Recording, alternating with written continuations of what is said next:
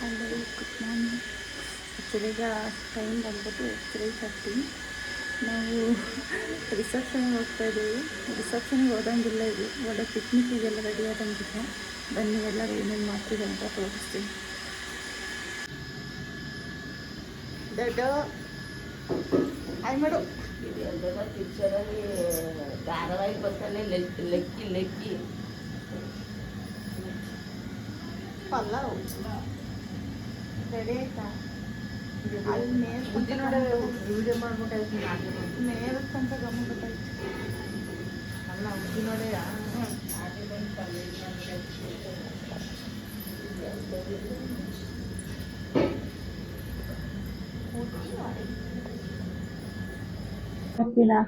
Main chef ಇವರೇ. ನಮ್ಮ aunty cooking expert. ಏನು ಗೊತ್ತಿಲ್ಲ ಅಂತ ಹೇಳಂಗಿಲ್ಲ.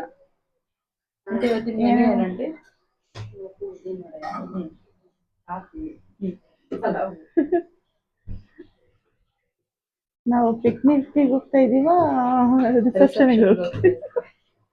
ಕಮೆಂಟ್ ಮಾಡಿ. ಆ್ಯಕ್ಚುಲಿ ಕೆಲವೊಂದು ಕಾನ್ವರ್ಸೇಷನ್ ಎಲ್ಲ ಕ್ಯಾಪ್ಚರ್ ಆಗಿಲ್ಲ. ಇಲ್ಲಿ ನನ್ನ ತಂಗಿ ನೋಟ್ ಮಾಡ್ತಿದ್ದು, ಎದ್ದು ರೆಡಿಯಾಗಿ ಹೋಗಿ ಮಲ್ಕೊಂಡಿದ್ಲು. ಈಗ ಬಂದು ಫೋರ್ಸ್ ಕೊಡ್ತಿದ್ದಾಳೆ, ಎಲ್ಲ ಕೆಲಸ ನಾನೇ ಮಾಡ್ತಾ ಇದ್ದೀನಿ ಅನ್ನಂಗೆ. ಸೊ ಅದನ್ನೇ ಅವಳಿಗೆ ಹೇಳ್ಕೊಂಡು ನಗಾಡ್ತಾ ಇದ್ವಿ. ಅಷ್ಟೊತ್ತಿಗೆ ಟೈಮ್ ಆಯಿತು ಅಂತೇಳಿ ಪ್ರೇಯರ್ ಮೂಲಕ ನಾವು ದಿನನ ಸ್ಟಾರ್ಟ್ ಮಾಡಿದ್ವಿ. ಎಲ್ಲರೂ ಬೇಗನೆ ಎದ್ದಿದ್ವಿ. ಅರೌಂಡ್ 3 o'clock ಆಗಿತ್ತು ನಾವೆಲ್ಲ ಎದ್ದೇಳಬೇಕಾದ್ರೆ. ಕೆಲವೊಬ್ರು ನಾನು ನನ್ನ ತಂಗಿ, ನಮ್ಮ ಅಮ್ಮ ಅವರೆಲ್ಲ ಯಾರೂ ಮಲ್ಗೇ ಇಲ್ಲ. ಕೆಲವೊಬ್ರು ಅಟ್ಲೀಸ್ಟ್ 1 hour 2 hours ಮಲ್ಕೊಂಡಿದ್ರು ಅಷ್ಟೇ. ಮಲ್ಕೋಬೇಕಾದ್ರೆ ಲೇಟ್ ಆಯಿತು.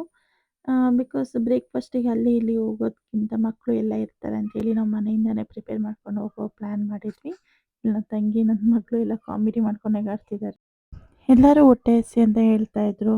ಸೊ ನಾವು ಆನ್ ದ ವೇ ಎಲ್ಲರೂ ಸ್ಟಾಪ್ ಮಾಡಿ ಬ್ರೇಕ್ಫಾಸ್ಟ್ ಮಾಡೋಣ ಅನ್ಕೋತಿದ್ವಿ. ಒಳ್ಳೆ ಪ್ಲೇಸ್ ಸಿಕ್ಕಿರಲಿಲ್ಲ. ಸೊ ಇನ್ನೇನು ನಾಗರಹೊಳೆ ಸ್ಟಾರ್ಟ್ ಆಗೋಕ್ಕಿಂತ ಮುಂಚೆ ನಮಗೆ ಒಂದು ಪ್ಲೇಸ್ ಸಿಕ್ತು. ಸೊ ಅಲ್ಲೇ ನಿಲ್ಲಿಸಿ ಎಲ್ಲರಿಗೂ ಬ್ರೇಕ್ಫಾಸ್ಟ್ ಕೊಟ್ಟು ನಮ್ಮ ಜರ್ನಿನ ಸ್ಟಾರ್ಟ್ ಮಾಡಿದ್ವಿ. ಸೊ ನೋಡ್ತಾ ಇದ್ದೀರಾ, ಇಲ್ಲಿ ನಮಗೆ ಕೆಲವೊಂದು ಪ್ರಾಣಿಗಳನ್ನ ಅಷ್ಟೇ ನಾವು ಕ್ಯಾಪ್ಚರ್ ಮಾಡ್ಕೊಳಕ್ಕಾಗಿತ್ತು. ಇವನ್ ನಾವು ಟೈಗರ್ ಕೂಡ ನೋಡಿದ್ವಿ, ಕ್ಯಾಪ್ಚರ್ ಮಾಡೋಕ್ಕಾಗಲಿಲ್ಲ. ಯಾಕಂದರೆ ಸಡನ್ನಾಗಿ ಕಾಣಿಸಿದ್ದು.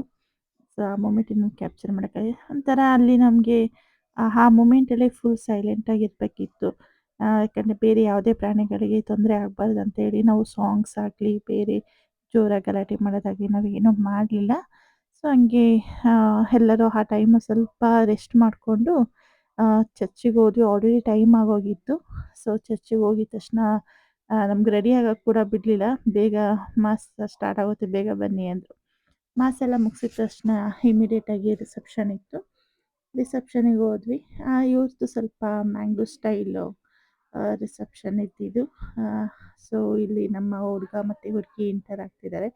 ಇದು ಆ್ಯಕ್ಚುಲಿ ತುಂಬ ಲೇಟ್ ಆಯಿತು ನಾನು ಅಪ್ಲೋಡ್ ಮಾಡೋದು. ಅವ್ರ ಮದುವೆಯಾಗಿ 1 ತಿಂಗಳ ಮೇಲೆ ಆಯಿತು. ಸೊ ನಾನು ಸ್ವಲ್ಪ ಬ್ಯುಸಿ ಇದ್ದೆ, ಕೆಲಸ ಎಲ್ಲ ತುಂಬಾ ಜಾಸ್ತಿ ಇತ್ತು. ಈ ಕಡೆ ನಿದ್ದೆ ಇರಲಿಲ್ಲ.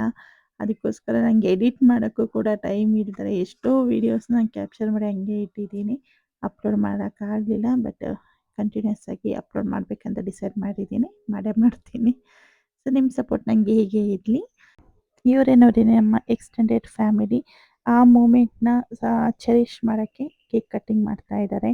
ಸೊ ನಿಮ್ಮ ಆಶೀರ್ವಾದ ನಮ್ಮ ಜೋಡಿ ಮೇಲೆ ಇರಲಿ. ಇದೇ ರೀತಿ ಅವರು ಸದಾಕಾಲ ಖುಷಿ ಖುಷಿಯಾಗಿರಲಿ ಅಂತೇಳಿ ನಾವು ದೇವ್ರ ಹತ್ರ ಬೇಡ್ಕೊಳ್ಳೋಣ. ಸೊ ಅದು ಮುಗ್ದಿದ ತಕ್ಷಣ ಹುಡುಗಿನ ಸ್ಯಾರಿ ಹಾಕ್ಸೋಕ್ಕೆ ಅಂತೇಳಿ ಕರ್ಕೊಂಡೋದ್ರು.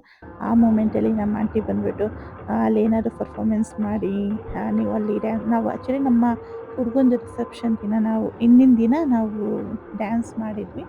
ಸೊ ಅದೇ ರೀತಿ ಇಲ್ಲಿ ಅದೇ ಡ್ಯಾನ್ಸ್ನ ಮಾಡಿ ಅಂತ ಹೇಳಿದ್ರು. ಆ್ಯಕ್ಚುಲಿ ಆವಾಗ ಅಂದರೆ ನಾವು ಬೇರೆ ಥರ ಡ್ರೆಸ್ ಹಾಕ್ತಿದ್ವಿ, ಕಂಫರ್ಟೇಬಲ್ ಆಗಿತ್ತು. ಈಗ ಸ್ಯಾರಿ ಹಾಕಿದ್ರಿಂದ ನಮಗೆ ಕಂಫರ್ಟೇಬಲ್ ಇರಲಿಲ್ಲ. ಬಟ್ ಆದರೂ ನಮ್ಮ ಆಂಟಿ ಬಿಡ್ತಿರ್ಲಿಲ್ಲ. ಬನ್ನಿ ಬನ್ನಿ, ನಾನು ಬರ್ತೀನಿ, ನೀವು ಬನ್ನಿ ಮಾಡಿ ಅಂತೇಳಿ ಎನ್ಕರೇಜ್ ಮಾಡಿಸಿದ್ದು.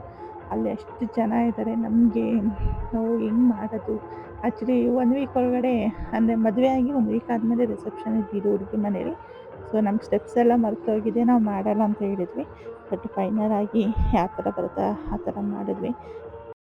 ಸೊ ಫೈನಲ್ ಆಗಿ ನಾವು ನಮ್ಮ ಹುಡುಗಿ ಮನೆಗೆ ಹೋಗ್ತಾ ಇದ್ದೀವಿ. ರಿಸೆಪ್ಷನ್ ಹಾಲಿಂದ.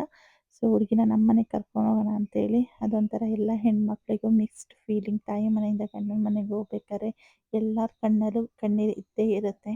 ಯಾವುದೇ ಮದುವೆ ಹೋಗಲಿ ಹೆಣ್ಣನ್ನ ತಾಯಿ ಮನೆಯಿಂದ ಕಳ್ಸ್ಕೊಡ್ಬೇಕಾದ್ರೆ ಯಾರೋ ಅಳ್ತಾರೆ ಅಂತ ಕಳ್ಸ್ಕೊಡಲ್ಲ. ಸೊ ಅದೇ ರೀತಿ ಇಲ್ಲಿ ಕೂಡ ಅವ್ರು ಅಳೋದು ನೋಡಿ ನಮಗೂ ಅಳು ಬಂತು. So the day was well spend. So ನಾವು ಫೈನಲ್ ಆಗಿ ನಮ್ಮ ಜರ್ನಿನ ಸ್ಟಾರ್ಟ್ ಮಾಡಿದ್ವಿ.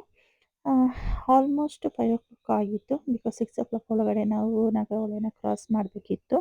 ಅಲ್ಲಿಂದ ಹೊರಟು ಆನ್ ದ ವೇ ಹಂಗೆ ಸ್ವಲ್ಪ ಆ, ಕೆಲವೊಂದು ಪ್ರಾಣಿಗಳನ್ನ ಕ್ಯಾಪ್ಚರ್ ಮಾಡಿಕೊಂಡು ಸ್ವಲ್ಪ ರೆಸ್ಟ್ ಮಾಡ್ಕೊಂಡು ಹೋದ್ವಿ. ಆಮೇಲೆ ಫುಲ್ ಎಂಜಾಯ್ ಕೂಡ ಮಾಡಿದ್ವಿ. ತುಂಬಾ ಎಂಜಾಯ್ ಮಾಡಿದ್ದೀವಿ. ಇದೊಂಥರ ನಮಗೆ ರಿಸೆಪ್ಷನ್ ಅನ್ನೋದಕ್ಕಿಂತ ನಮಗೊಂಥರ ಪಿಕ್ನಿಕ್ ಥರನೇ ಇತ್ತು.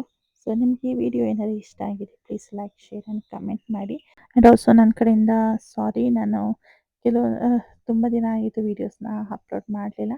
ಸೊ ಇನ್ಮೇಲೆ ನಾವು ಡೈಲಿ ವೀಡಿಯೋಸ್ನ ಅಪ್ಲೋಡ್ ಮಾಡ್ತೀವಿ. ನಮ್ಮ ಕಡೆಯಿಂದ ನಿಮ್ಗೆ ಯಾವ್ಯಾವ ಥರ ವೀಡಿಯೋಸ್ ಬೇಕಂತೇಳಿ ನಮಗೆ ಕಮೆಂಟ್ ಮೂಲಕ ತಿಳಿಸ್ಕೊಡಿ.